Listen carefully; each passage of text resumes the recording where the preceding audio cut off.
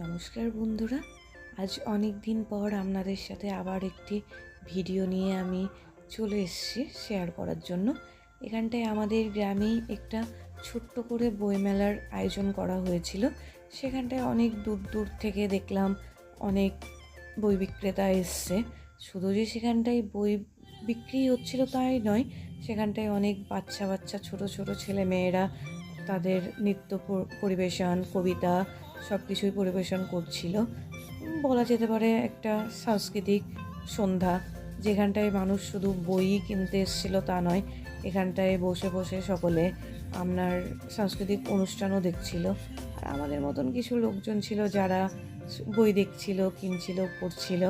আর তার সঙ্গে সঙ্গে এখানটায় বইয়ের দোকানের পাশাপাশি ম্যাজিশিয়ানের শো, খাবারের মোমোর, ঘুগনির দোকান এইসবও বসে পড়েছিল। তার পাশাপাশি একটা প্লাস্টিক ফুলের দোকানও বসছিল, সেখানটায় একটুখানি আমি নাড়াচাড়া করে দেখে নিলাম। আর ফেরার পথে আমরা ফ্রাই মোমো আর চিকেন চাউমিন খেয়ে অবশেষে বাড়ি ফিরে ফেললাম।